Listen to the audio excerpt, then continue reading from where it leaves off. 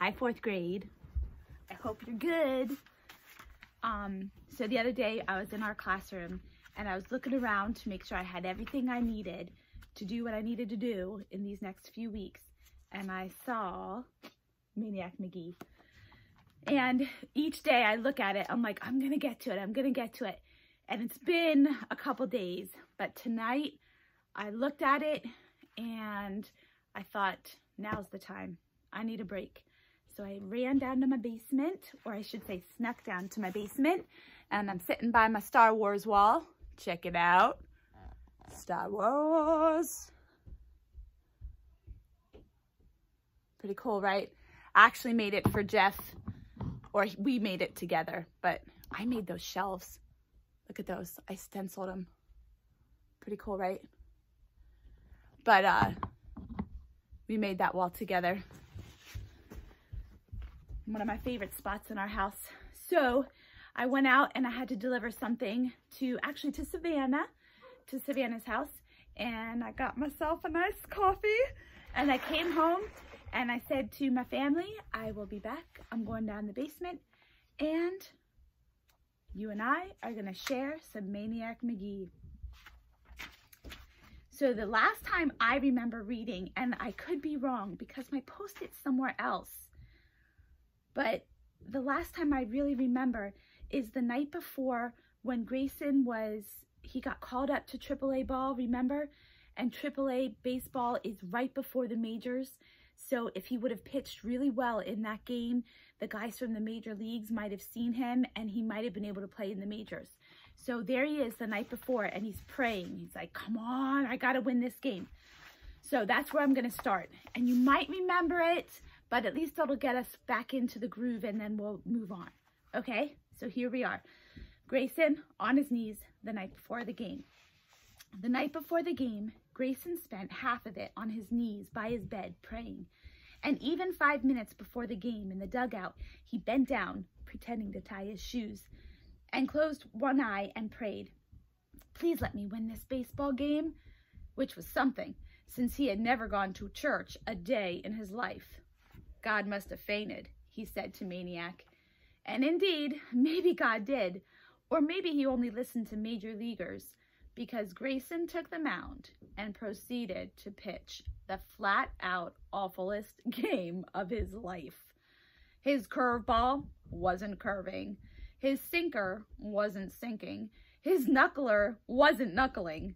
The batters were teeing off as if it were the invasion of Normandy Beach. So that means the batters were hitting a lot. And if you're a pitcher, you do not want the batters to be hitting your pitches. You want to be having strikeouts.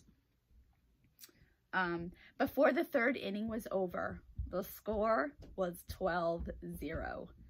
And Grayson was in the showers. That means they took him out of the game and said, see ya. He was 27 years old then, and that was the closest he would ever get to the big show. He hung on for 13 more years, a baseball junkie, winding up in some hot tamale league in Mexico until his curveball could no longer bend around so much as a chili pepper. He was 40, out of baseball, and for all intents and purposes, out of life. All those years in the game, and all he was fit to do was clean a restroom, or sweep a floor, or lay a chalk line, or, far, far down the road, tell stories to the wide-eyed, homeless kid, Maniac Magee. It was impossible to listen to these stories empty-handed, so as soon as Grayson started one, Maniac would reach into one of the equipment bags and pull out a ball or a bat or a catcher's mitt, sniffing the scuffed horsehide aroma of the ball, rippling his fingertips over the red stitching. It's hard to say how these things can make the listening better, but they do. And for Maniac, they did. And of course, as happens with baseball, one thing led to another, and pretty soon the two of them were tossing a ball back and forth. And then they were outside, where the throws could be longer, where you could play pepper on the outfield grass of the Legion Field. You know pepper? Pepper is when you have the ball and they just keep throwing you just like tiny pitches from just a little bit out. And I think you're supposed to hit it like you take the bat and you hit one to the left and one to the right, and one to the left and one to the right. So they were playing pepper outside. They're playing pepper on the outfield grass of the Legion Field. Remember, the Legion Field is where Grayson works. The old man pitching and the kid tapping grounders. And now the stories were mixed with instruction. The grizzled, rickety coot showing the kid how to spray liners to the opposite field, how to get a jump on a long fly even before the batter hits it, how to throw the curveball. Stiff, crooked fingers that grappled clumsily with crimpet wrappers curled naturally around the shape of a baseball. With a ball in his hand, the park handyman became a professor. So even though Grayson was older and he couldn't play baseball anymore in the major leagues or in the minor leagues, now when he's teaching Maniac, he became like a professor. As to the art of pitching, of course, the old man could show and tell, but he could no longer do it, except for one pitch, the only one left in his repertoire from the old days. He called it the stop ball, and it nearly drove Maniac goofy. The old man claimed he'd discovered the stop ball one day down in the Texas League, and that he was long gone from baseball when he perfected it. Unlike most pitches, the stop ball involved no element of surprise. On the contrary, the old man would always announce it. "Okay," he'd call from the mound, "here she comes. Now keep your eye on her, 'cause she's gonna float on up there, and just about the time she's over the plate, she's gonna stop." Now nobody else ever hit it, so don't you go getting upset if you don't neither. It's no shame to whiff on the stop ball. And then he'd throw it. Usually pitchers try to hide which pitch they're going to do. Like the catcher, I don't know if you've ever seen it, but the catcher will crouch down and they like give the signs to the pitcher and the batters can't see it. So the catcher tells the pitcher which pitch he wants to do, and then the catcher will be ready for it, but the batter won't. But Grayson would just announce this ball because even if you knew it was coming, you couldn't hit it. Well, of course, Maniac knew that most, if not all of that, was blarney. That means false. And just to make sure, he watched the ball extra carefully. There sure didn't seem to be anything unusual about it. Not at first, anyway. But as the ball came closer, it did somehow seem to get more and more peculiar. And by the time it reached the plate, it might just as well have stopped, because Maniac never knew if he was swinging at the old man's pitch or at his speech. Whatever, in weeks of trying, he never hit out of the infield. It was October. The trees rimming the outfield were flaunting their colors. The kid and the geezer, that's Grayson, baseballed their lunch times away, and the after-dinner times and weekends. And every night as the old man left for his room at the Y, he would grouse, "You ought to go to school." And one night the kid said back, "I do." Whoa, Maniac wants to go to school. And that's how the old man found out what the kid was doing with his mornings. He had noticed the books before, rows and piles of them that kept growing, but there being books, he didn't think much of it. Now the kid tells him, "You know the money you give me?"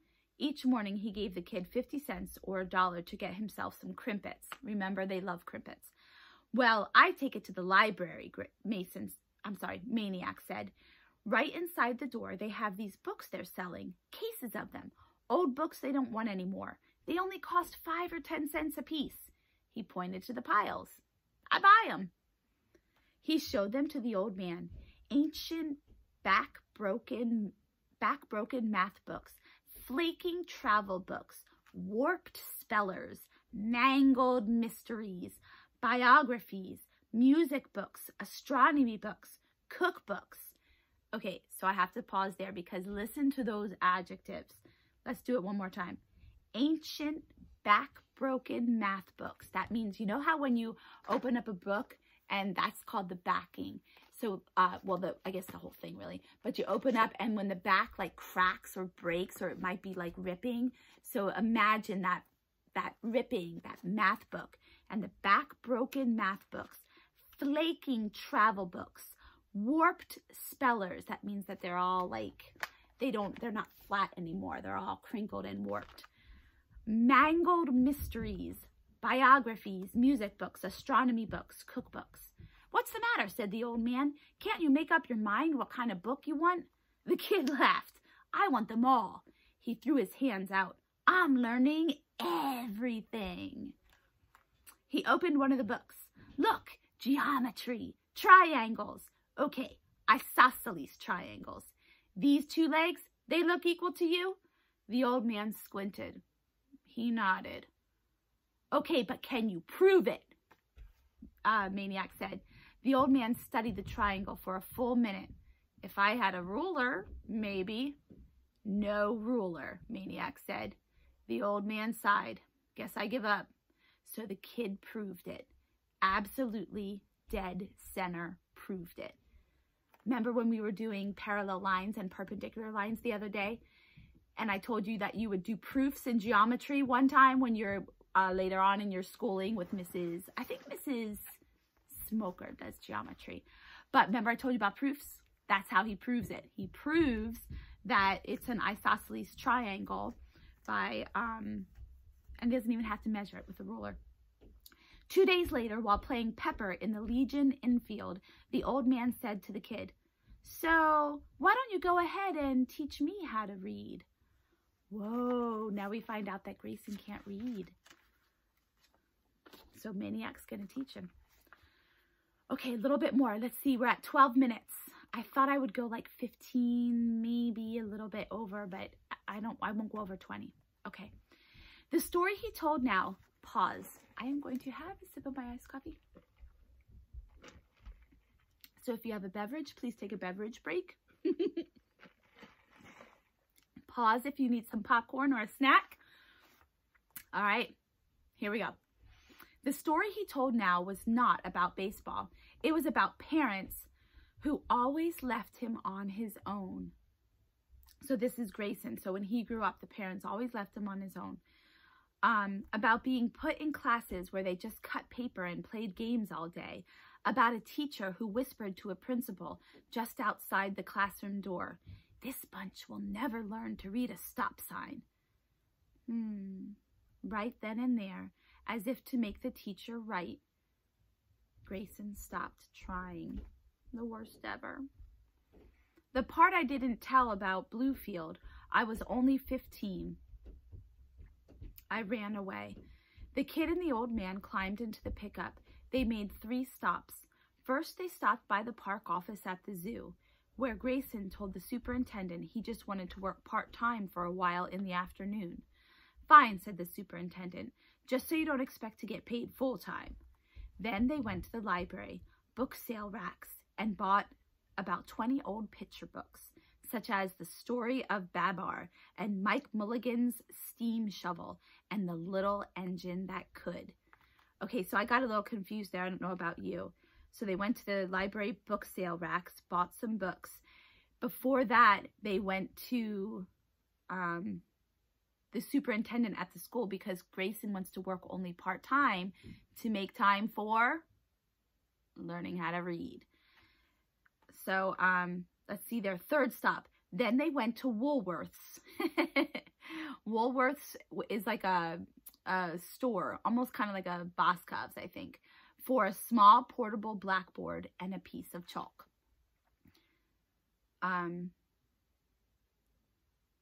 Within 3 days, Grayson had the alphabet down pat, the shapes, the sounds. After a week, he could read 10 one-syllable words. Those are like your sight words. Remember your rainbow words in kindergarten? But he was reading them from memory. It took another couple weeks before he began to get the hang of sounding out words he had never seen before. The old man showed an early knack for consonants. Sometimes he got M and N mixed up. But the only one that gave him trouble day in and day out was C. It reminded him of a bronc some cowboy dared him to ride in his Texas League days. He would saddle up the C, climb aboard, and grip the pommel for dear life. And old C, more often than not, it would throw him. Okay, so he's comparing not knowing the letter C to riding, they called it a bronc, but it's a bronco, riding a bronco. So he says he got on the bronco and he would hold on for dear life, but no matter what, the bronco always threw him off. And that's what he's saying the C does. No matter how many times he tries it, no matter how many times he climbs on board, the C throws him off. Whenever that happened, he'd just climb right back on and ride her some more. Pretty soon, C saw who was boss and gave up the fight. But even at their orneriest, consonants were fun. Vowels? Oh, they were something else. You know your vowels? A, E, I, O, U.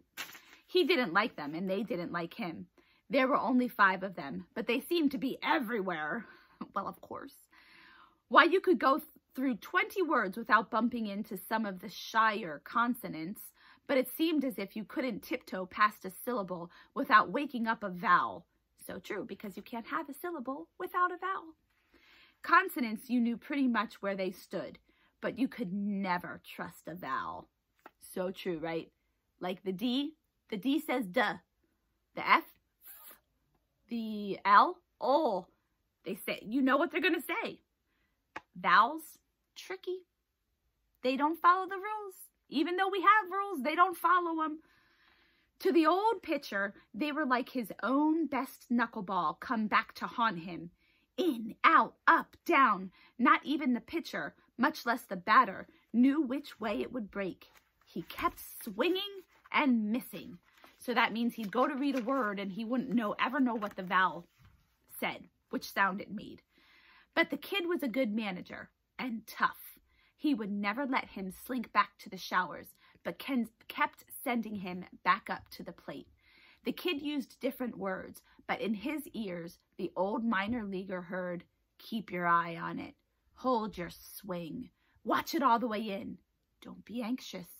Just make contact. And soon enough, that's what he was doing, nailing those vowels on the button, riding them from consonant to consonant, syllable to syllable, word to word. One day, the kid wrote on the blackboard, I see the ball. And the old man studied it a while and said slowly, gingerly, I see the ball. Maniac whooped! You're reading! I'm reading! Yipped the old man. His smile was so wide, he'd have had to break it into sections to fit it through a doorway. All right, we're going to pause because I'm at 18 minutes and 24 seconds, and I'm going to talk to you for that last minute. We'll start back up. So Grayson now knows to read. So how cool is that? Because Grayson gave Maniac a place to stay, is telling him all his baseball stories. He's given him like a father figure, right? Somebody that loves him and is going to take care of him. But Maniac is also giving something to Grayson by helping to teach him how to read and making him feel important again. Because he didn't feel important because he wasn't playing baseball. That's all he knew how to do. So if he wasn't playing baseball, he thought that he wasn't worth it. But Maniac's teaching him that he definitely is. They need each other. I also think it's really cool. It's called a metaphor when the author is comparing reading to baseball. So sometimes when you read, you say the word wrong. It just happens to all of us. And that's like swinging and missing. But Grayson was always taught, get back up to the plate and swing again, swing again, swing again, and eventually you're going to hit the ball. So Maniac told Grayson, reading is just like playing baseball. You're going to mess up. You're going to strike out sometimes. You're going to swing and miss. But eventually, if you keep swinging, if you keep trying to read the word, you're going to hit the ball, which means you're going to read the word. And then you're going to read more words. And then you're going to read a sentence.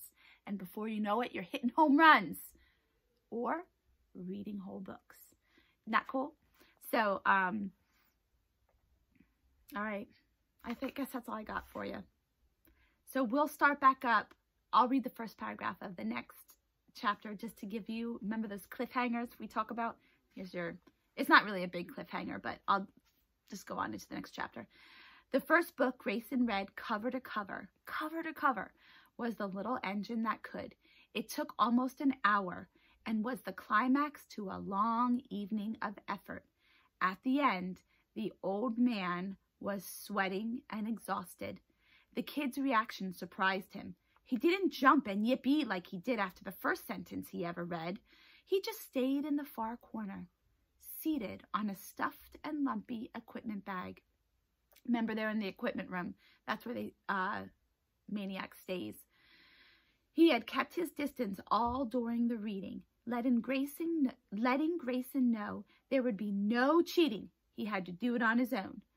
Now he was just staring at Grayson, a small smile covering over his face. This is Maniac's face. And now he was making a fist and clenching it toward Grayson, and he said, "Amen." What's that? Amen. What's that for? Who prayed?